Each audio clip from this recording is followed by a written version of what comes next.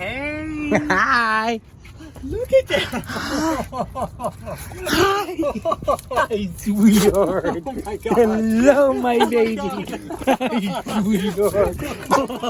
Hi, dear angel! Hi, sweet girl! Oh. Do you think she missed you? Oh my god! Hi, sweet girl! Oh. I told you! I told you! I told you!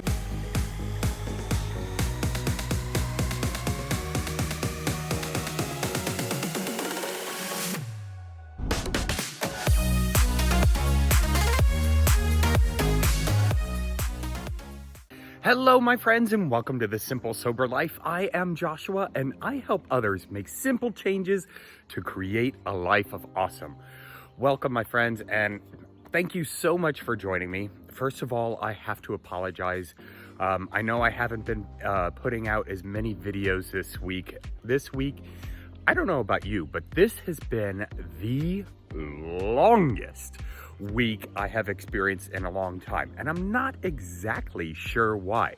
Do you ever have any of those weeks that feel like you're just going and going and going and going, and like you're rushing around, and you know you're exhausted, and yet you feel like you haven't accomplished anything? That has been my week. For some reason, it has just felt like I have been going all week long, and yet I have not made any productivity at all. I haven't done any schoolwork. I haven't been shooting videos. I haven't, gone to church. I haven't, done hardly anything. And yet it feels like I have been going nonstop. It's the weirdest thing. I don't know. I don't get it. I don't know how that happens, but so this past week, I'm just going to chop up and, let it go and, just try and get my head back straight so that I can start becoming productive again. But I don't know. I just had to share that with you. Well, it is 5:30 in the morning and I'm up usually anyway, but today is a special day. I am about to take a 12-hour round trip travel to Jacksonville, Florida, where I will be meeting up with my ex. So it's 6 hours there. We're gonna have lunch and then 6 hours back. Now I'm planning on doing it all in one day. I've rented a car and I've got to show you this car. I might show it to you when the sun comes up because it is pretty cool. But anyway, I am getting my sweet little girl back. My sweet little Luna. I haven't seen her in a year, and I'll share the story with you in a minute. I couldn't get my dash thing, the dash thing that holds the phone from my other car when I dropped off my car for the rental. It was super glued pretty much to the dash of my car, and I was tugging and pulling and almost ripped the dashboard off trying to get this thing off, and it wasn't coming off. So anyway, I'm excited. I get to see my little sweet girl. I'll share the story with you. I've got a 6-hour drive ahead of me. I've started listening, or I've been listening to the Dexter series on Audible, and I'm loving it. I loved the television series when it came out. I think it was on Showtime years and years and years ago. So I really didn't have anything I wanted to listen to. So I'm like, okay, I'll listen to that. I always wanted to read the book, and I didn't know that it was an 8-book series, which I'm super excited. I'm already on book 4 in Audible, and the author, I think his name is Jeff Lowry, actually narrates the Audible, and his voice is so creepy. It's perfect for that series. So I'm super excited. I'm going to listen to that on the way down and just enjoy the drive because I'm picking up my little girl.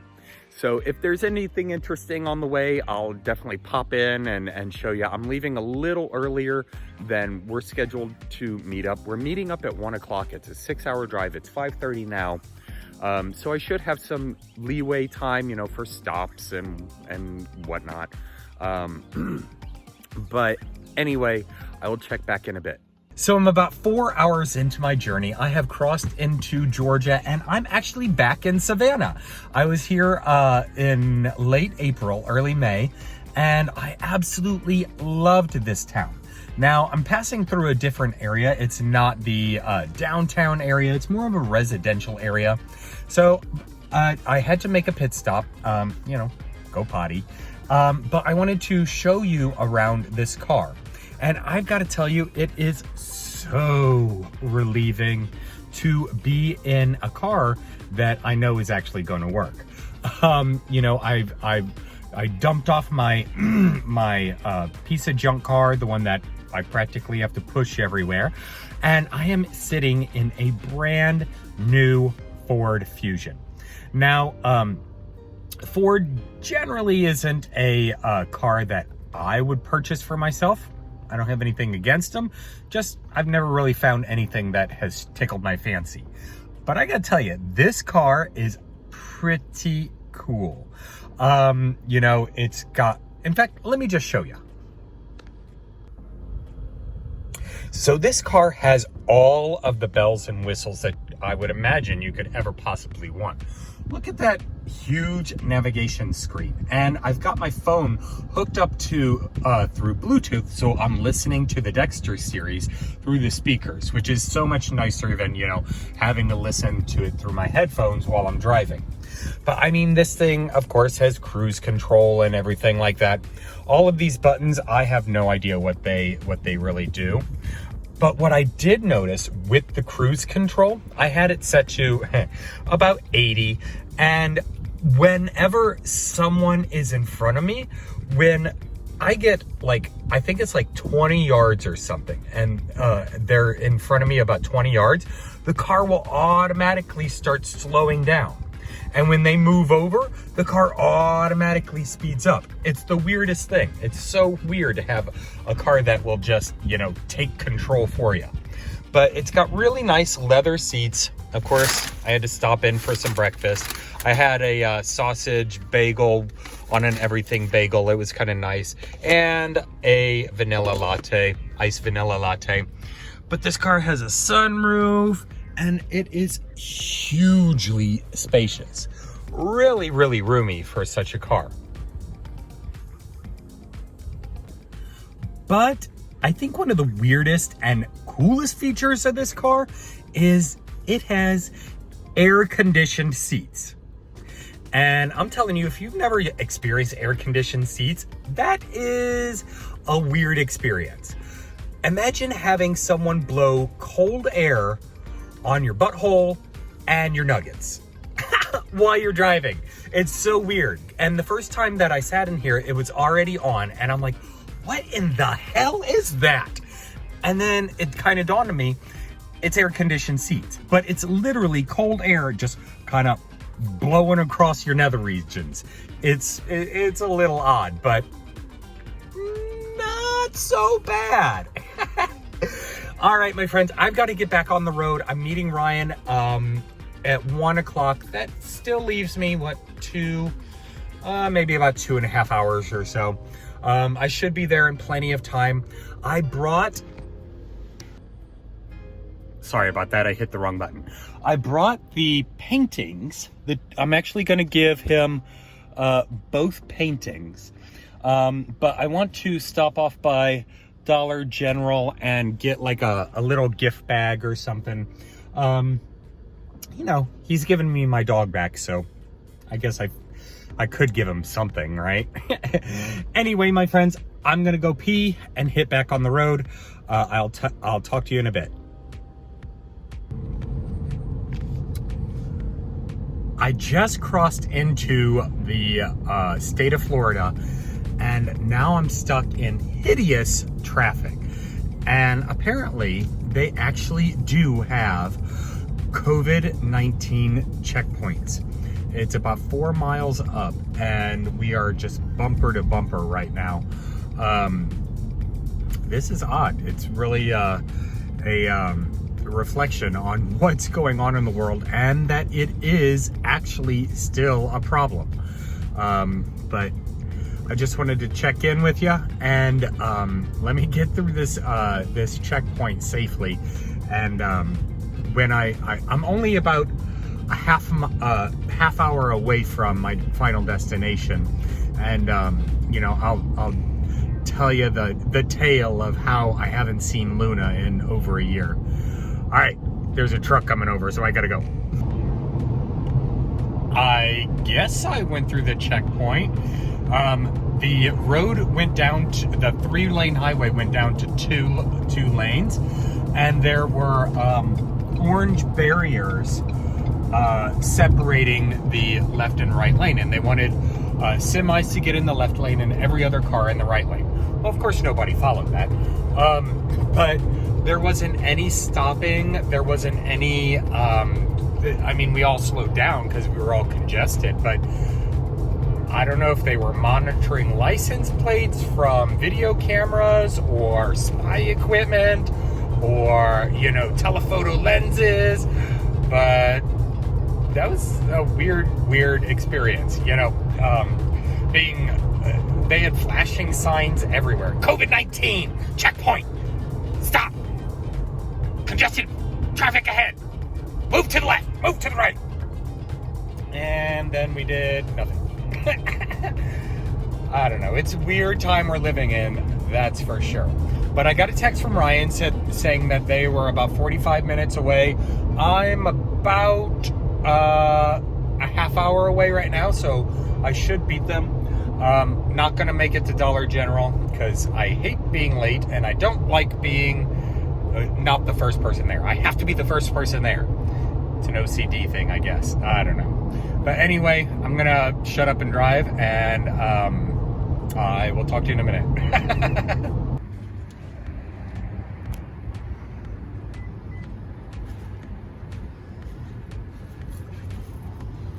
Hey, Hi. look at that. Hi, sweetheart. Oh my God. Hello, my Oh my baby. God. Hi, sweetheart. Hi, dear angel. Oh my God. Hi, sweet girl. Oh. Do you think she missed you? Oh my God. Hi, sweet girl. Oh. I told you. I told you. So it has been a year since I have seen my sweet little girl. And I know I drone on and on about her, but it's really true. When you have a dog or a pet, they really are like your family. And it has been a year since I've seen my family. And so what had happened was I was going in for a routine visit to the probation office. This was one of two. And I knew that not at the one I was heading to, but at the other one, there was a warrant out for my arrest. And I had to take a bus, an hour-and-a-half bus ride to get to this probation officer. Now with the other one, I wasn't making payments, and I just couldn't get down there for a visit because it was 2.5 hours away by car, and all my cars had been repossessed. So I went to the current probation officer, and I just had this feeling in the pit of my stomach that I was going to be arrested for violation of probation. But I kept hoping and praying and hoping and praying that that current probation officer wouldn't check her records, wouldn't get a notification, wouldn't get anything like that. That was not the case. She had summoned the local police, and I was handcuffed, and Luna, my sweet little girl, was back at my apartment. I was renting a room in the basement of a house, and she was there all alone. and I knew that I wasn't going to get out of this one anytime soon. So being handcuffed, I asked the officer to contact Ryan, and so he dialed the number.